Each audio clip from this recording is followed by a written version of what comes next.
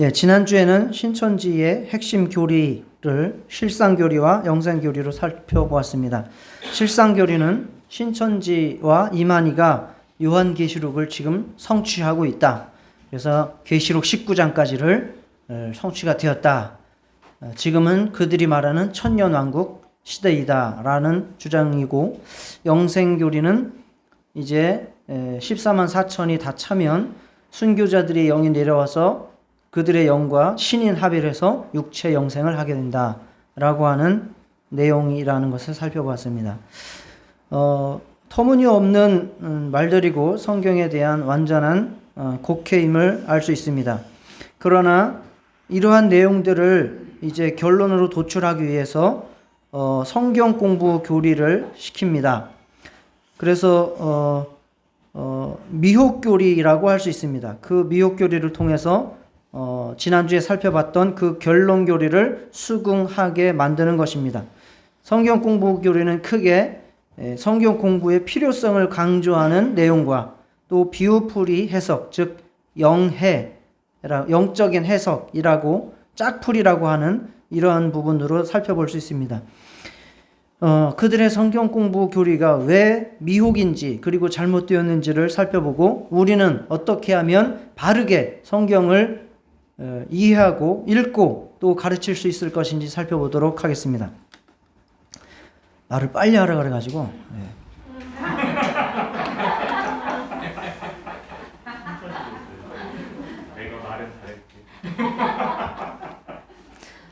신천지가 말하는 성경 공부의 필요성입니다. 성경 공부라고 하면 신천지로 빠지는 사람들의 대부분이 기독교인이었어요. 아주 모태신앙부터 시작해서 열심히 충만했던 사람들이 신천지로 많이 빠졌습니다. 왜 그랬는가? 그거는 성경 공부를 가지고 그들을 끌어들였기 때문입니다. 그래서 기본적으로 신천지에 간 사람들이 믿음이 기초적인 것들은 깔려 있었고, 그리고 성경에 대한 관심이 있는 사람들이에요. 영적인 데 관심이 있는 사람들이에요. 그렇기 때문에 그들을 데려다 앉혀놓고 성경 공부의 필요성을 강조하고 호기심을 자극하면 거기에 앉아갖고 눈물을 흘리고 감동을 받는 일이 일어나는 겁니다. 그렇게 시작을 하는 겁니다.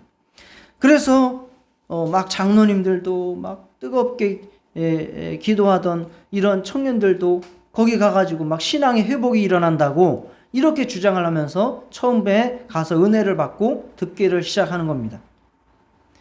그래서 그들의 성경 공부의 필요성에 대한 그 내용, 주장들을 제가 요약을 해서 실어놨습니다.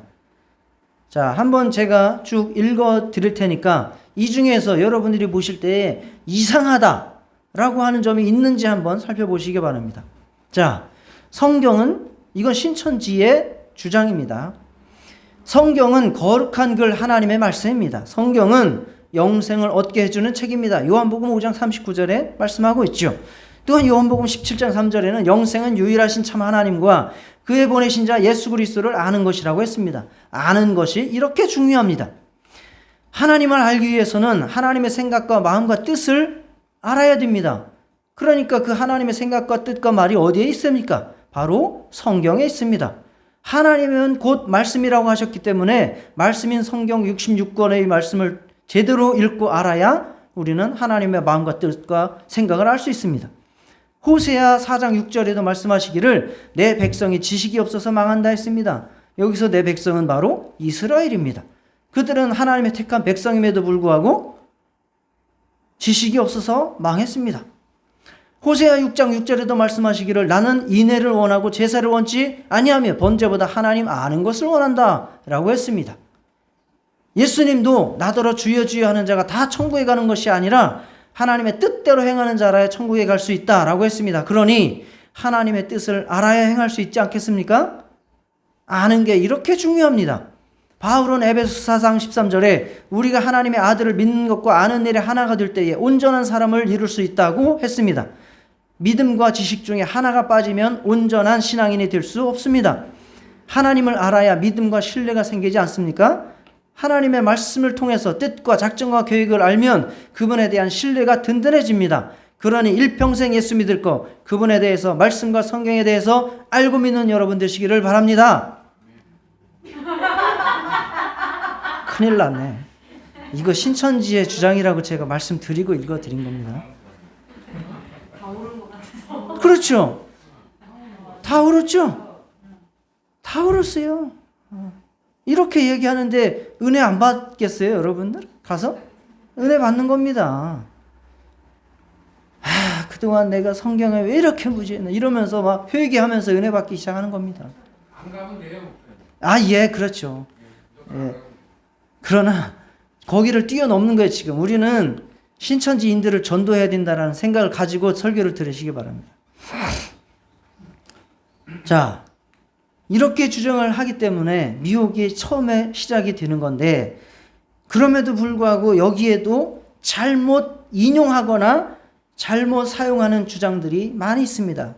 그걸 제가 다 이야기할 수 없고, 이거 반전교육만 1년 걸립니다. 최소한 6개월에서 1년, 그것도 일주일에 서너 번씩 가서, 그거를 제가 지금 1시간에 다 할 수 없고, 제가 한두 가지만 말씀을 드릴게요. 성경을 잘못 인용해요. 자기들의 목적대로 갖다가 쓰는 거예요. 그 용도가 아닌데 갖다 쓰는 겁니다. 그리고 또 하나는 영지주의의 이단성이 드러납니다. 첫째, 자, 하나님을 알아야 된다. 성경을 알아야 된다. 중요하죠.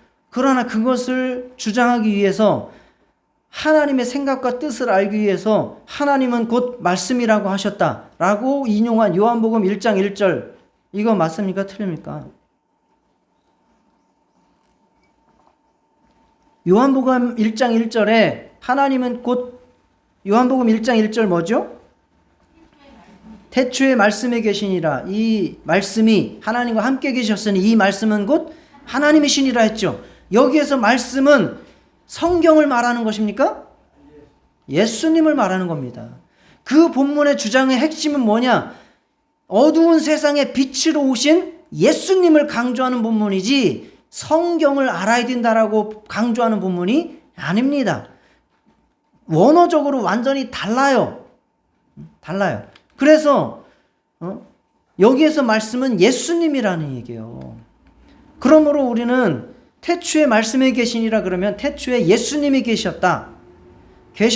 지금도 계신다. 이 말씀이 하나님과 계셨으니, 이 예수님이 하나님과 계셨으니 이 말씀은 곧 하나님이시라 그러면 이 예수는 곧 하나님이시나 라고 읽어야 합니다.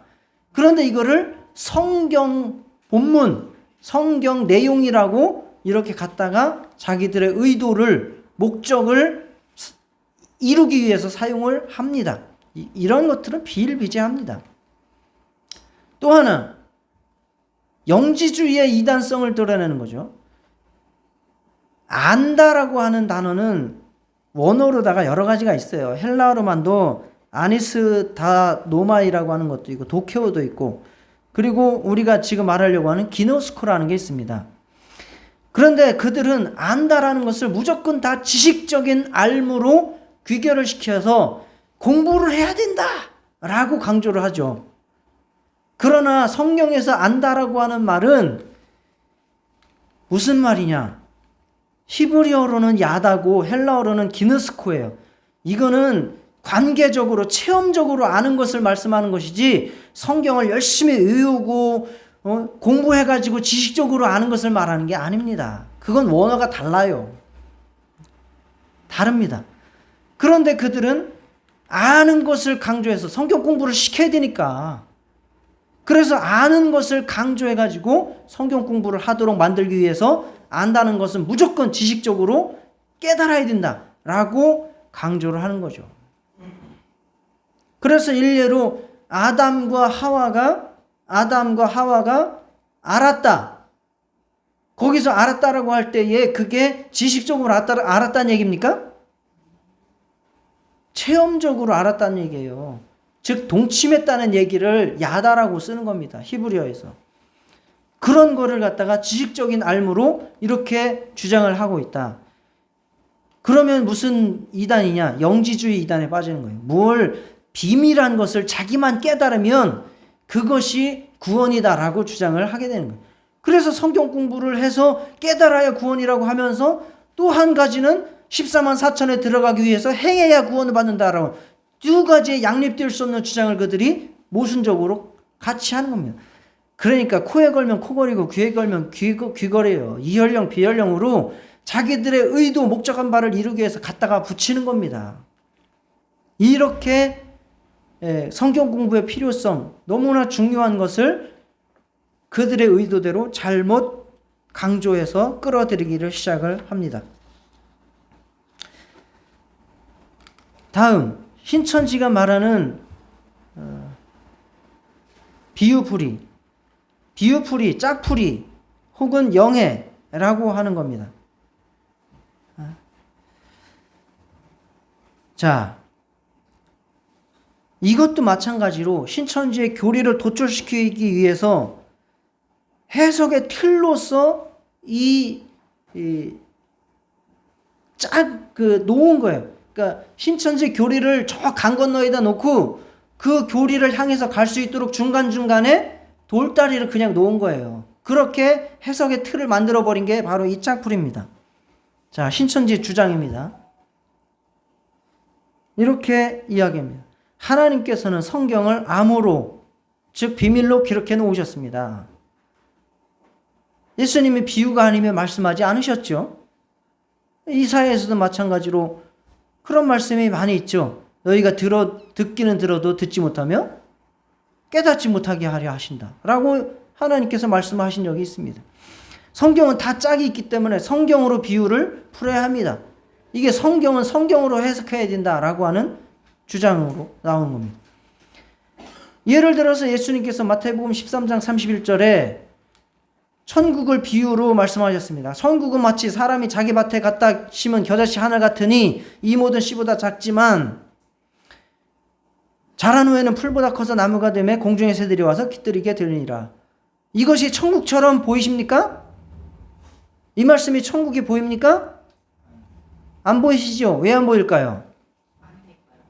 응?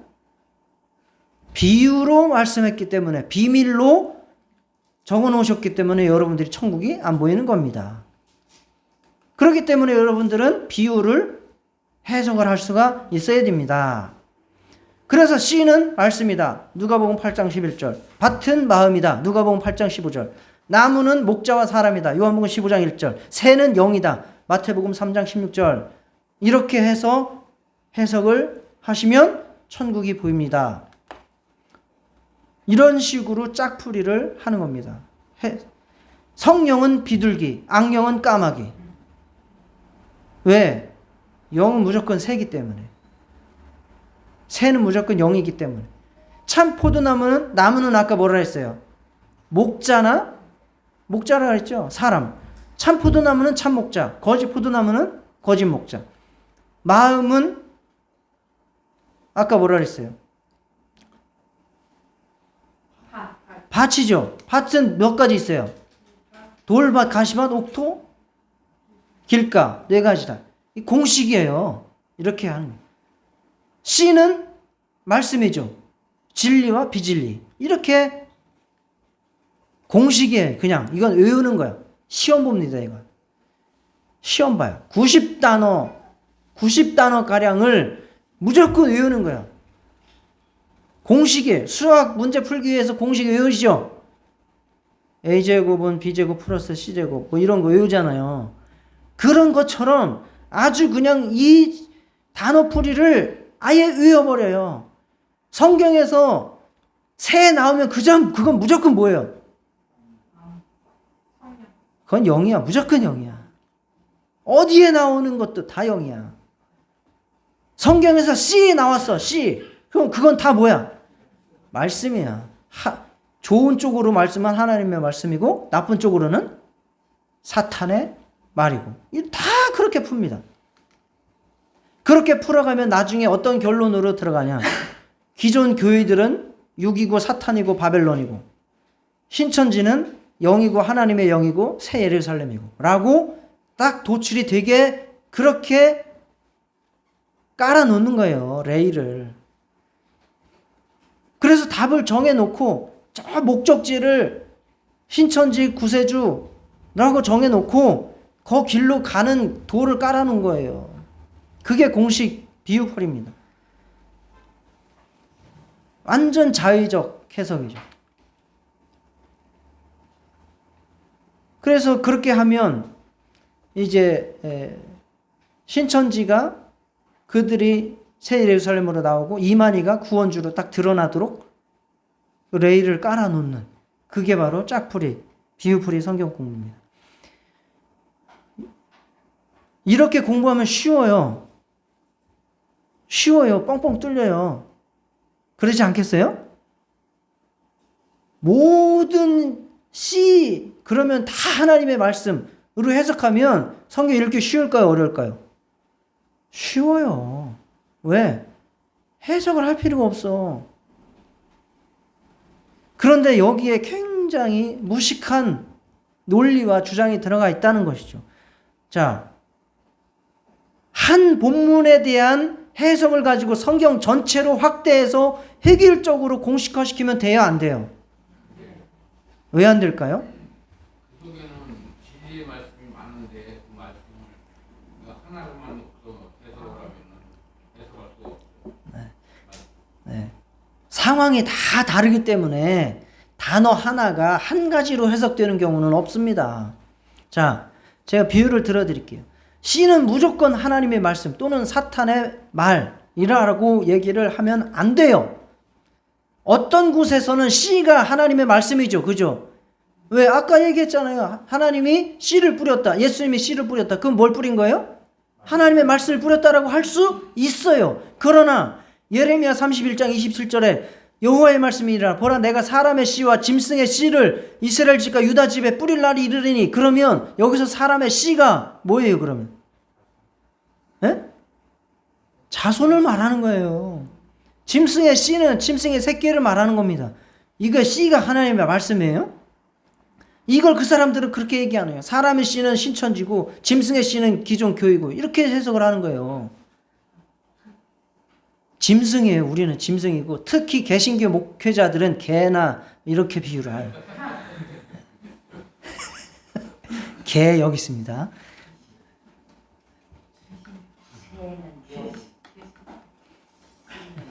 자, 씨가 어때서는 하나님의 말씀이지만, 자, 창세기 15장 3절에 아브라함이 또 이르되 주께서 내게 씨를 주지 아니하셨으니 내 집에서 길린 자가 내 상속자들. 여기서 씨가 뭐예요, 그럼? 자손이에요. 그런데 신천지인들, 열심히 있는 사람들 여기서 씨가 뭐냐? 그럼 말씀이라 그래요. 그냥 말씀이라고 해요. 그냥 공식기로 외웠기 때문에 말씀. 자, 또 씨가 너희 믿음의 작은 까닭이라 진실로 너에게 이르노니 만일 너희에게 믿음의 겨자씨 하늘만큼만 있어도. 여기서 씨는 뭐예요? 여기서 겨자씨는 뭐예요? 믿음을 말하는 거예요. 믿음이 겨자씨만큼이라고 하는 것처럼 믿음을 겨자씨로 비유한 것이지 여기서 씨가 하나님의 말씀이 아니에요. 또 고린도전서 15장 35절 36절에는 우리가 몸으로 씨가 된다는 거예요. 내가 뿌리는 씨가 죽지 않으면 살아나지 못하겠구라고 말하는 것처럼 여기서 우리가 몸으로 썩어지는 것을 씨라고 얘기하는 거예요. 즉 우리 몸이 씨예요. 고린도후서 9장 10절 11절에는 심는 자에게 씨와 먹을 것을 양식으로 주시는 이가, 심는 자에게 씨와 먹을 것을 주셔요. 무슨 의미예요? 쉽게 말해서 돈이에요, 돈. 심는다는 것은 여기서 어떤 부분이냐면 헌금하는 걸 얘기하는 거예요. 연보하는 거를. 그러면 헌금하는 자에게 하나님께서 뭘 주신다는 거예요? 그래요. 돈 주신다는 거예요. 돈과 먹을 것을, 양식을 주신다는 거예요. 그러면 여기서 씨는 뭐예요? 쉽게 말해서 돈이에요. 육체에 필요한 것들, 또 연보라고 할 수 있죠. 그걸 심을 수 있는 거니까.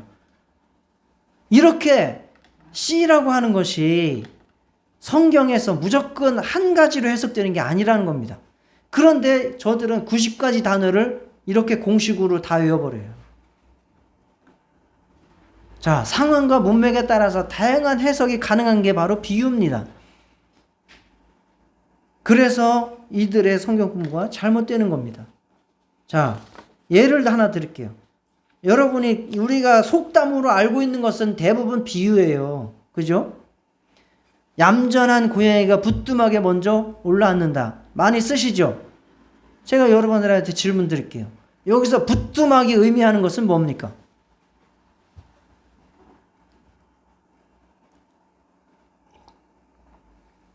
김시현 선생님, 부뚜막이 의미하는 게 뭐예요? 예?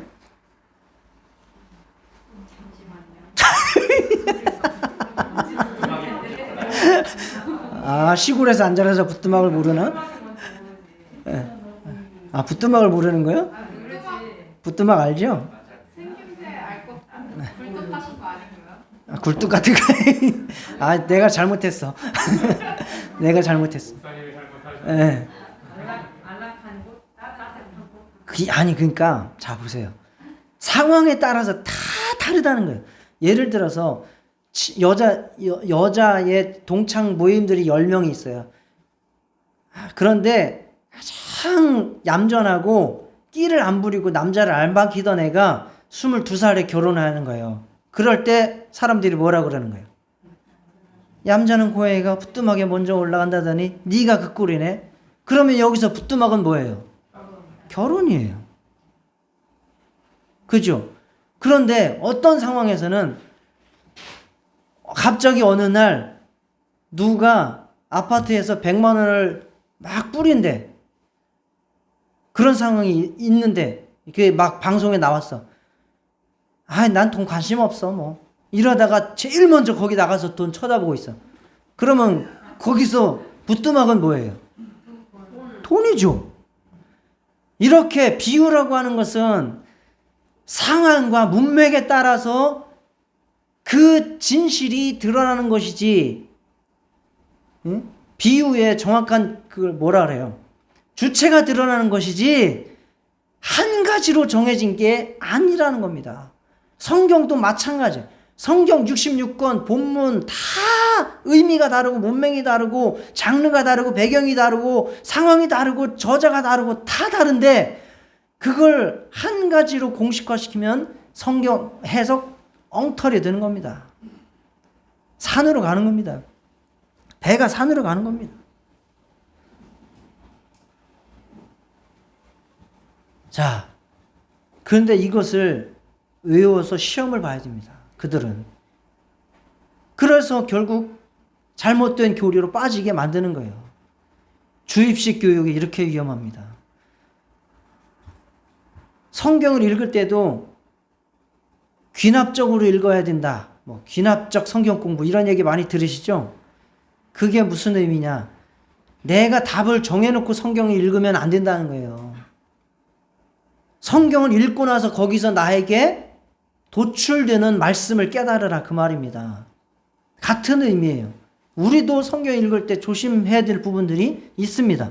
자, 그 중에서 제가 예를 한 가지를 들어서 어떻게 성경을 읽어야 바르게 읽는 것인지 설명을 드리겠습니다. 신천지를 비롯한 하나님의 교회 또 다른 여러 가지 이단들에서 사용하는 짝풀이, 비유풀이, 영적 해석에 사용하는 본문입니다. 통일교도 마찬가지고. 그리고 이 사람들은 성경을 한 가지 버전만 읽어요. 뭐만 읽어요? 개역 한글판만 읽어요. 지금 여러분들은 주로 뭐 읽어요? 개역 개정판 읽어요. 그리고 개역 개정판만 읽어요? 또 무슨 버전 있어요? 뭐 공동번역, 현대인의 성경, 뭐 표준세 번역, 무슨 번역 수도 없이 많습니다. 영어까지 들어가면 뭐 NIV, 킹제임스, 뭐 RSV 수도 없이 많습니다. 그런데 우리는 다 읽어요. 그런데 이단들은 신기하게 한 가지만 읽으래. 그거 뭐? 개역 한글판만 읽으래. 또 다른 이단들은 킹 제임스만 읽으래. 그것에서 벗어나면 이미 사탄이야. 그 버전 성경 아니면 이미 사탄이 개입된 거라고 주장을 해요. 맞아요, 틀려요? 왜 그렇게 한 가지 버전만을 주장할까요?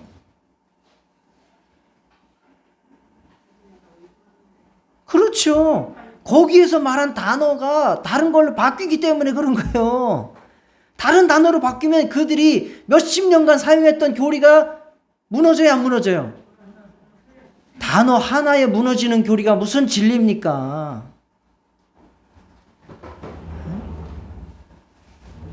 그들은 개혁 한글파만 그런 이단들 몇몇 있어요.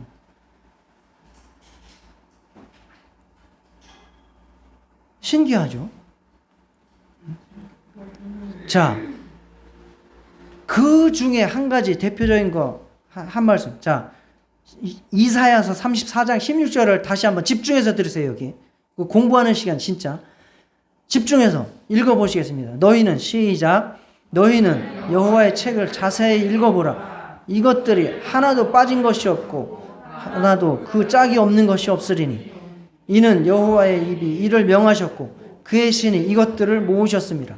이것을 가지고 짝풀이, 비유풀이, 영적 해석으로 이끌어가는 핵심 기둥이 되는 기초가 되는 성경 본문이에요. 여러분도 그렇게 읽혀지시죠? 이것들이 하나도 빠진 것이 없어. 그리고 짝이 없는 것이 없어. 자, 성경과 성경이 뭐가 있다는 거예요? 짝이 있다는 거예요. 그리고 이쪽 성경으로 해석할 수 있도록 빠진 것이 없게 하셨다는 거예요. 그렇게 들리십니까? 그렇게 은혜 받으십니까? 자, 여기서 쉽게 말해서 이것들이 말하는 게 뭐예요? 이것들이 뭐예요, 여기서? 너희는 여호와의 책을 자세히 읽어보라. 이것들이 하나도 빠진 것이 없어. 빠진 것이 하나도 없는 게 뭐예요? 이것들이 뭐냐고요? 모르겠어요. 여호와의 책이죠. 여호와의 책 또는 말씀이라고 읽혀지시죠? 솔직하게 얘기하세요. 그죠? 다른 거라고 자기 알고 있는 분 손 들어보세요. 여기서 이것들은 말씀, 여호와의 책이 아니야. 다른 거야. 라고 자기 알고 있는 분.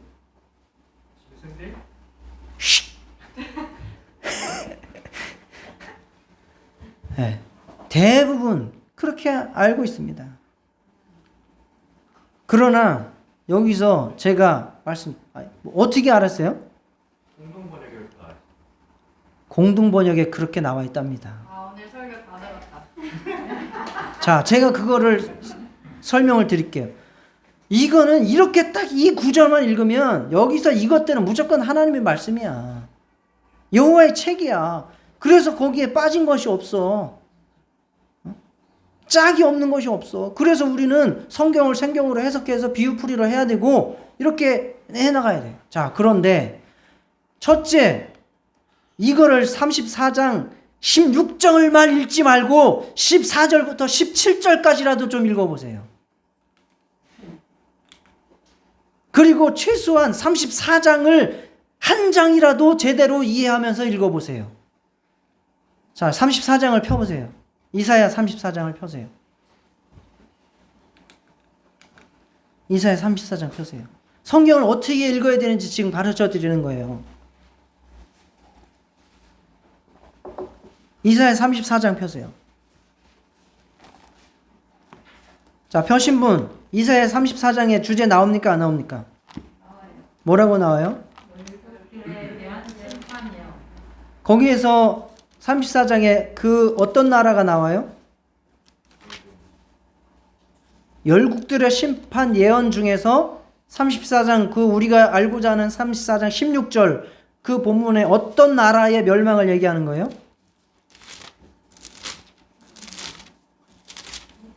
에돔이죠. 에돔. 여기서 에돔에 대한 멸망에 대한 본문입니다. 에돔에 대한 멸망의 본문이에요. 그죠? 자, 14절부터 15절을 같이 읽어보겠습니다. 찾으셔야 돼요. 34장 14절 15절 읽겠습니다. 시작. 들짐승이 이노라 만나며 수족과 그 거기에 살면서 쉬는 처수를 삼으며 부엉이가 거기에 깃들이고 알을 낳아 까서 그늘에 모으며 솔개들도 각각 제 이르라. 자, 여기서 지금 에돔이 멸망할 때에 멸망하면 자, 설명 드리세요. 멸망하면 사람은 살 수 있어요, 없어요? 자, 멸망하면 거기 사람 살아요, 못 살아요? 그러면 대신 뭐가 살아요? 짐승들, 산짐승들이 와가지고 터 잡고 사는 거예요. 그래서 그 멸망한 에돔에 사람들은 다 나가고 뭐가 들어온다? 들짐승들이 들어온다는 거예요. 이리, 수염소, 그 다음에 올빼미, 또 부엉이, 그래서 알을 낳아서 까서 솔개, 그래서 제 짝과 함께 거기에 모이리라 했어요. 제 짝과 함께 모이리라, 제 짝. 이해가 가세요, 지금 상황이? 에돔이 쫄딱 망해서 사람들은 다 나가고 거기에 들짐승들이 부엉이, 솔개, 이런 것들이 와가지고 제 짝을 찾아가지고 번성을 한다 그 말입니다. 그러면 16절 읽어보세요. 너는 여호와의 책에서 찾아 읽어보라. 이것들 가운데서 빠진 것이 하나도 없고 제 짝이 없는 것이 없으니 여기에서 이것들이 그러면 뭘 말하는 거예요? 짐승들이 짝이 다 있어서 거기서 번성한다는 얘기를 하는 거예요. 17절도 마찬가지예요. 여호와께서 그것들을 위하여 제비를 뽑으시며 그의 손으로 줄을 띄어 그 땅을 그것들에게 나누어 주셨으니 그들이 영원히 차지하며 대대로 거기에 살리라. 짐승들이 거기에 대대로 살게 된다는 거예요. 여기에서 이것들, 짝이 없는 것이 없는 것, 빠진 것이 없는 것은 하나님의 말씀, 성경이 아니라 짐승들을 말하는 겁니다. 자, 다음. 이렇게 성경에 이룰 때 한 구절만 가지고 내용 파악돼요? 안 돼요? 안 된다. 그럼 어떻게 해라? 문맥을 살펴라. 자, 따라하세요. 성경 읽을 때 문맥을 살펴라. 최소한 한 장 내지는 그 앞뒷장 그리고 성경 한 권을 개관하고 살피면서 거기서 말하고자 하는 주제를 따라서 읽으셔야 합니다. 그 다음에 둘째, 아까 김시영 선생님이 어디를 다른 성경을 찾아서 보고 나서 답을 맞췄어요. 자, 다른 성경 버전을 제가 읽어드릴게요. 이사야 34장 16절에 공동번역 성서입니다. 공동번역, 야훼의 기록을 찾아내어 읽어보아라. 이런 모든 짐승들이 빠짐없이 기록되어 있으라. 자, 여기서 이것들이 여기서 뭘로 해석됐어요? 모든 짐승들이라고 해석이 됐어요. 다음, 표준세 번역. 주의 책을 자세히 읽어보아라. 이 짐승들 가운데서 어느 것 하나 빠지는 것이 없겠고, 여기서 아까 이것들이라고 했던 것들이 지금 뭘로 나온 거예요? 이 짐승들이라고 나온 거예요. 자, 다음, 현대어 번역. 자세히 읽어보아라. 여기에 기록된 짐승 가운데서 빠진 것이 하나도 없을 것이다. 뭘로 해석됐어요? 짐승 가운데서요. 현대인의 성경. 여호와의 책을 자세히 읽어보아라. 이 동물들 중에 하나도 빠진 것이 없고, 빠진 것 뭐예요? 동물들이에요. 동물들이에요. 에? 여기서 이것들은 하나님의 말씀이에요? 여호와의 책이에요? 아니요. 짐승들을 말하는 거예요. 다른 버전 성경 한 가지라도 좀 같이 참조를 해서 읽어보세요. 영어 성경이라도 참조해 보세요. 그렇게 엉터리 해석으로 이만희를 구주로 믿는 엉터리 같은 데 빠질 수가 없어요. 자, 다음. 여기에서 여호와의 책은요, 세페르인데 남성 단수 명사입니다. 그러나 이것들은 헤나라고 해서 여성 복수 지시대 명사예요. 완전히 다른 대상을 지칭하는 거예요. 다른 대상. 같은 대상이면 남성 단수 명사로 지칭을 했어야 된다고요. 완전 다른 대상이라는 것을 이 원어에서 증명을 해주고 있습니다. 자, 성경 읽을 때에 이해가 안 가면 다른 버전 성경을 참고하시기를 바랍니다. 우리가 지금 쓰는 성경 어플에도 다른 버전 다 나와 있어요. 다 나와 있어요. 자, 그래서 정리하겠습니다. 성경을 바르게 보는 방법. 첫째, 성경을 기록한 상황을 염두에 두시기를 바랍니다. 성경을 기록한 저자가 누군지, 그때 시대 상황이 어떤지, 어떤 목적으로 왜 그 글을 썼는지를 1차적으로 공부를 하고 읽어야 됩니다. 그래서 역사적으로, 문화적으로, 지리적으로, 언어적으로, 문학적으로 배경을 고려하셔야 됩니다. 이게 시인지 아니면 그냥 역사 기록인지 비유인지 다 다르게 해석하셔야 됩니다.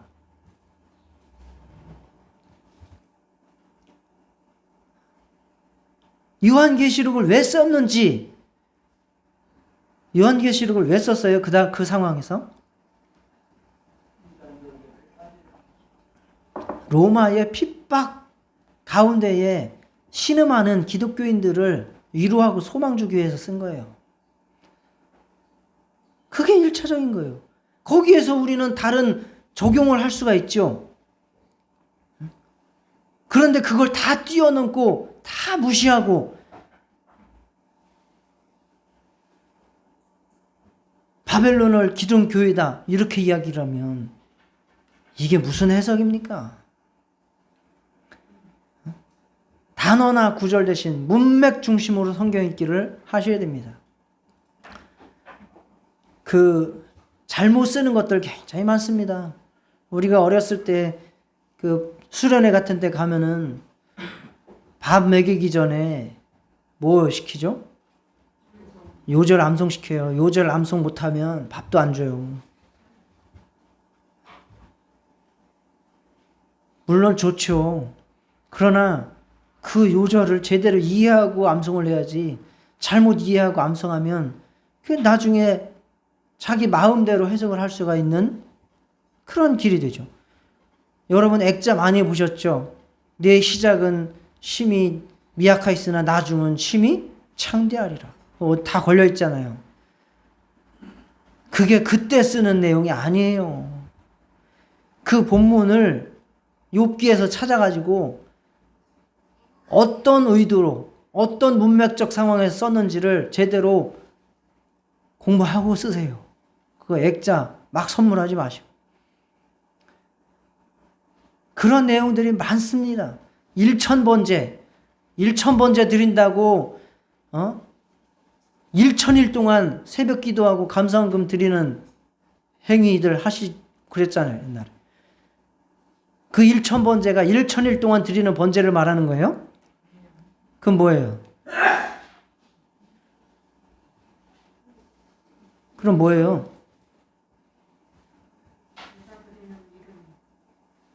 1000마리 양으로 번제를 드린다. 또는 1000이라고 하는 것은 상징적 숫자예요.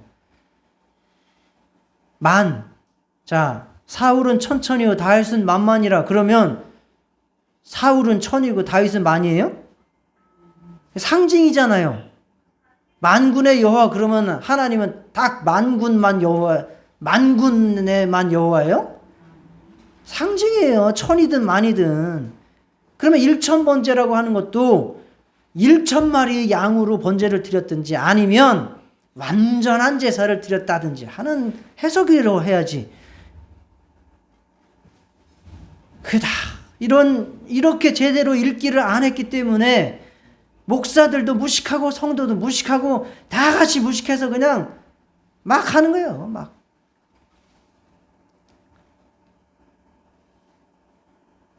다양한 역본을 참고해서 성경을 좀 읽으시기를 바랍니다. 내가 목사야 왜 그딴 것까지 해야 돼? 라고 하지 마세요. 관심이에요, 관심.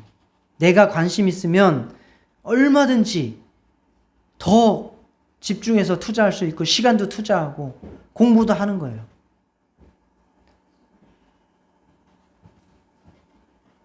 자, 성경에서 이단을 만났을 때에 대처하는 방법이 크게 두 가지로 말씀을 하고 있습니다. 첫째는 아예 대화도 하지 말고 그냥 쫓아내버려라. 디도서 3장 10절이에요. 이단에 속한 사람을 한두 번 훈계한 후에 멀리하라. 여러분들 이제 집에 있을 때에 물 좀 마실 수 있을까요? 화장실 좀 갈 수 있을까요? 뭐 성탄절을 뭐 지키십니까? 뭐 이러면서 들어오면 어떻게 해요? 문 안 열어주죠. 이제 이 방법을 취하시는 겁니다. 이단은 만나지도 말고 쫓아내버려라. 잘 하시는 겁니다. 또 하나는 그 영혼을 미혹한 데에서 돌아오게 하는 그러한 대처 방법도 있습니다. 그거는 야고보서 5장 19절 20절입니다.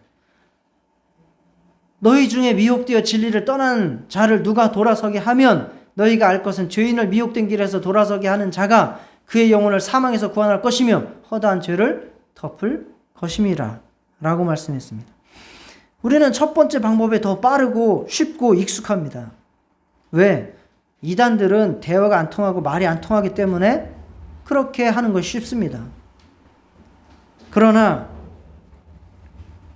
우리가 그렇게 하는 이유 중에 또 하나는 이단들이 성경 구절을 달달달달 외워가지고 우리를 압박해 들어올 때에 내가 대꾸할 성경적 근거나 논리가 부족하기 때문에 피하는 것일 수도 있습니다.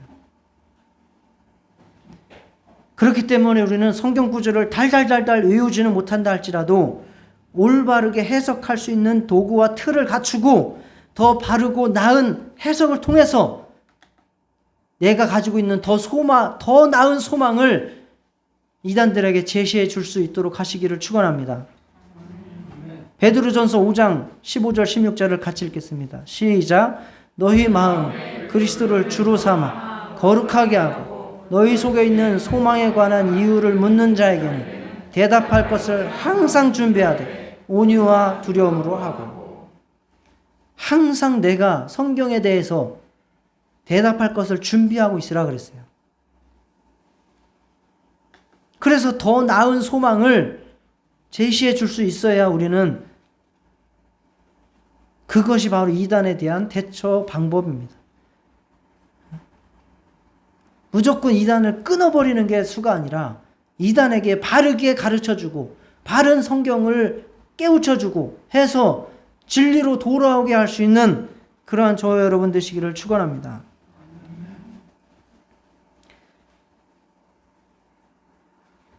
다시 한번 마지막으로 말씀드립니다. 이번 주 금요일까지 4월 29일까지 최근 10년 내에 이단 교회에 다녔거나 성경 공부를 했거나 접촉하신 분들은 저에게 말씀하시기 바랍니다. 저는 여러분들을 다 사랑하고 저는 죽을 때까지 여러분들 돌아가실 때까지 함께할 생각입니다. 그러나 솔직하지 못하면 저는 함께할 수 없습니다. 솔직하게 저에게 이야기해 주시고 함께할 수 있는 방법을 길을 찾고 돌이켜 주시기를 바랍니다. 속일 수 있다고 생각하지 마십시오. 이번 주 금요일까지입니다. 그래서 우리는 성경 통독도 하셔야 됩니다. 성경 통독이 그래서 중요합니다. 전체를 빠른 시간 내에 쫙 읽어서 흐름을 파악하셔야 됩니다. 성경 공부도 중요합니다. 이해가 안 간다고 해가지고 원래 어려운 거야 그러면서 넘어가지 마시고 공부도 해야 돼요. 그리고 신앙서적 또는 신학서적들을 또는 사전들을 활용하시기를 바랍니다. 성경 한 권 한 권 읽을 때마다 개관을 읽으시기 바랍니다. 요즘은 성경에도 그러한 내용들 많이 있어요. 성경 들어가기 전에 개관이라고 있어요. 있어요, 없어요? 여러분 성경 보세요. 개관. 어느 시대에 쓰였는지, 저자는 누군지, 아니면 어떠한 흐름이, 어떠한 목적으로 썼는지, 역사적 배경이 뭔지, 이런 것들을 공부하시고 읽으시기를 바랍니다. 이해가 안 되는 구절들을 체크해 놓고 기도하면서 다른 역본들 또는 영어 성경, 가능하면 헬라어 히브리어 성경도 보시면 좋고요. 참고하시기를 바랍니다. 그리고 또 궁금한 것들은 교역자에게 질문하시기를 바랍니다. 성경은 정말 아름다운 책이고 좋은 책이고 구원의 책이고 생명의 책입니다. 이 성경을 더 사랑하시고 더 바르게 알고 이해하고 또 바르게 가르칠 수 있는 저와 여러분 되시기를 축원합니다. 다 같이 성경을 사랑할 수 있도록 바르게 읽고 공부하고 이해할 수 있도록 다 같이 기도하시겠습니다.